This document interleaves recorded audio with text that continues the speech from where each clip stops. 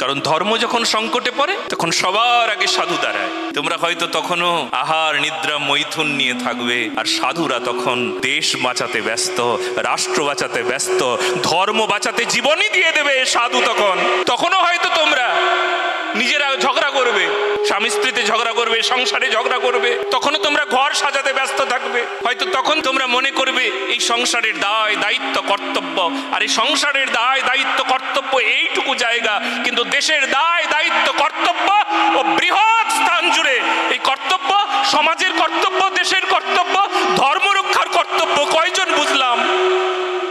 ওই কর্তব্য ওই কাঁধে নিতে হবে, দায়িত্ব কাঁধে নিতে হবে। সমাজের দায়িত্ব যদি কাঁধে না নিতে পারি তাহলে কাকে মানুষ বলবো?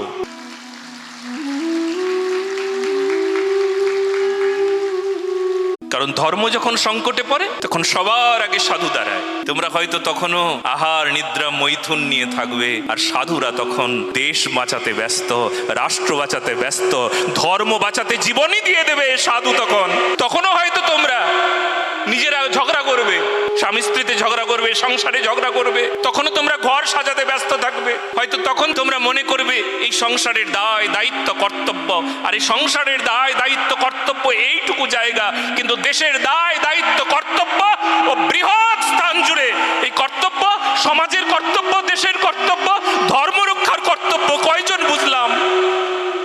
ওই কর্তব্য ওই কাঁধে নিতে হবে, দায়িত্ব কাঁধে নিতে হবে।